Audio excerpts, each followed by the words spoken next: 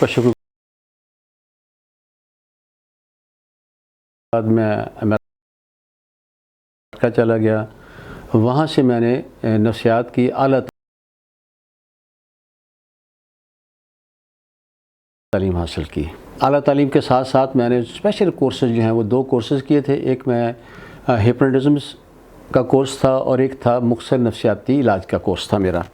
اور اس کے علاوہ جو ہے میں دنیا کی سب سے بڑی تنظیم ہے امریکن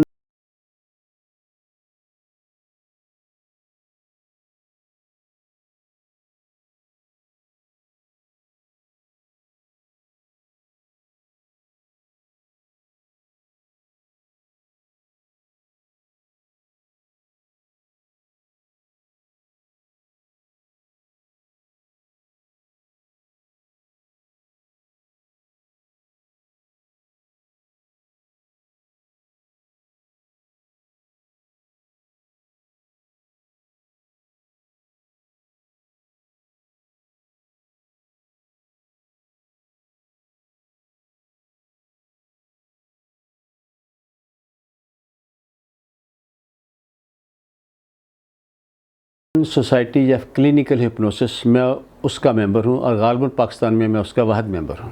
مختصر نفسیاتی علاج کا بانی ہوں. وہ آپ سوال پوچھیں گے میں تفصیل میں جاؤں گا.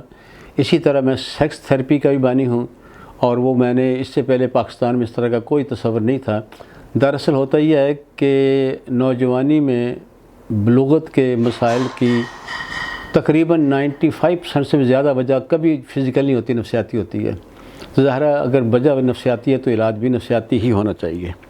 اس کے علاوہ میں نے پاکستان میں ہپناٹزم سے علاج کا پہلا کلینک جو ہے 1999 میں نے شروع کیا تھا اور وہ چل رہا ہے، لیکن اب اس کو ہم نے چینج کر دیا تھوڑا سا.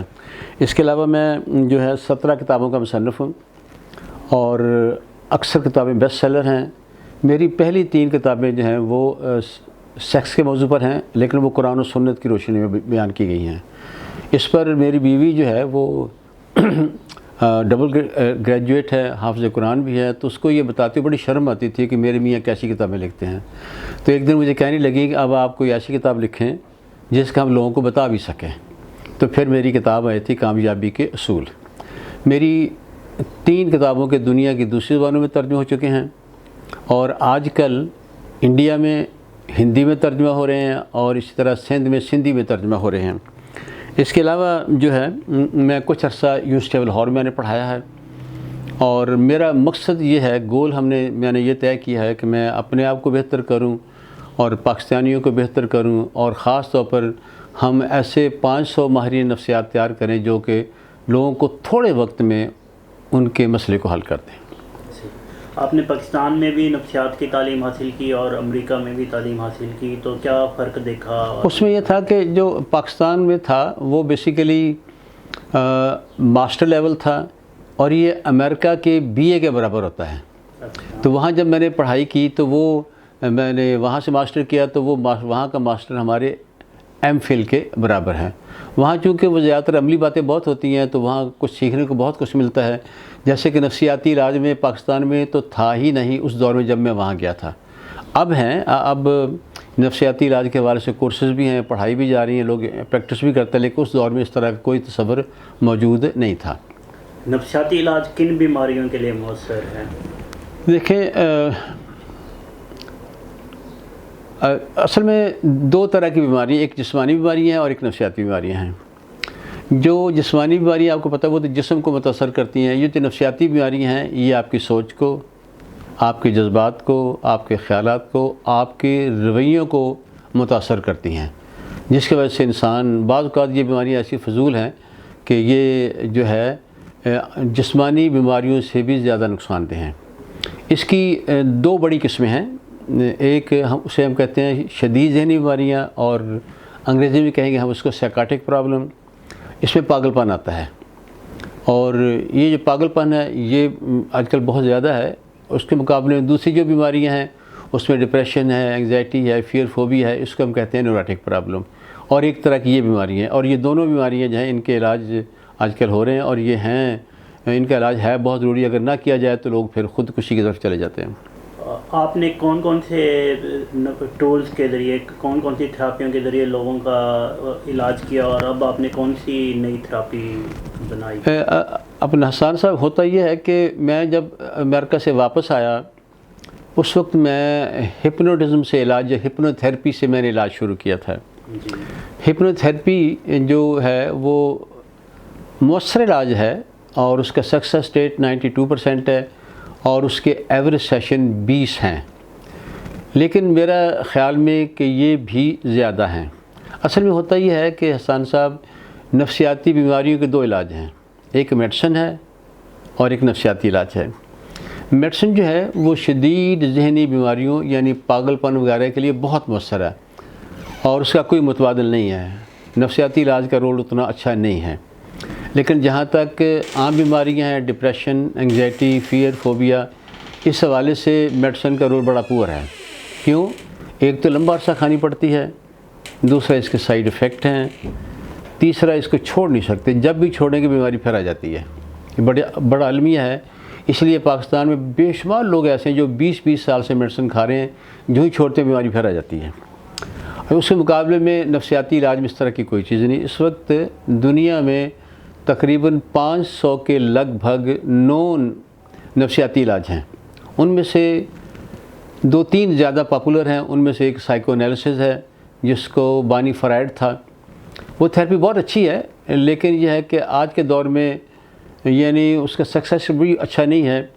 امریکہ جیسے ملک میں جہاں کے دنیا کے بہترین کلینکل سائیکالوجسٹ ہیں, وہاں بھی اس کا سکسیس ریٹ 38% ہے اور ایوریج سیشن جو ہیں اس کے تقریباً 600 ہیں.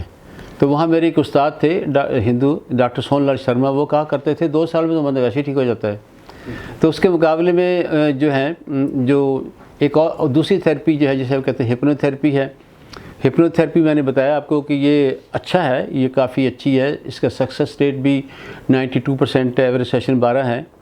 لیکن پوری دنیا میں اس وقت جو سب سے پاپولر تھراپی وہ اسے ہم کہتے ہیں CBT, اور یہ پوری دنیا میں استعمال ہو رہی ہے اور پاکستان میں بھی لوگ اسی سے واقف ہیں اور یونیورسٹی میں یہی پڑھائی جاتی ہے, سکھائی جاتی ہے, اور یہ تھراپی بہت مؤثر ہے.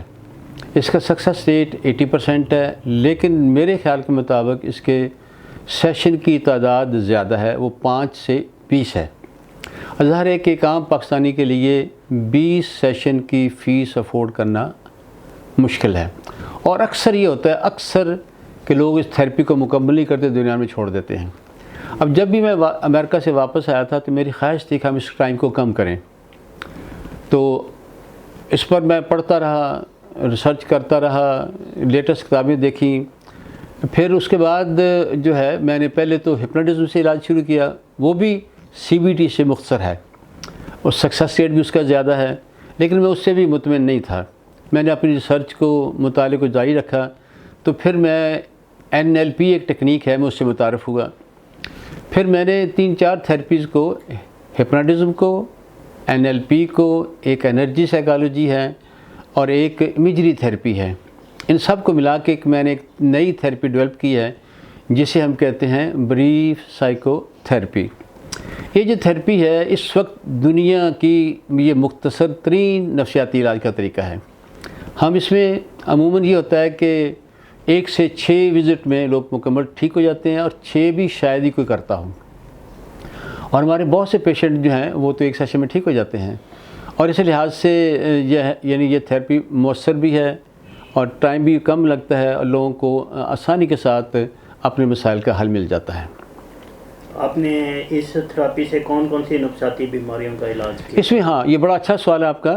دیکھیں, ایک تو یہ ہے کہ جتنی بھی اس کو ہم کہتے ہیں نا خفیف ذہنی بیماریاں یا نیوروٹک پرابلم, جیسے ڈپریشن ہے, انگزائٹی ہے, فیئر ہے, فوبیاز ہیں, ہماری تھراپی جو ہے اس میں سب سے بڑا کمال یہ ہے کہ اس کا سکوپ بہت زیادہ وسیع ہے.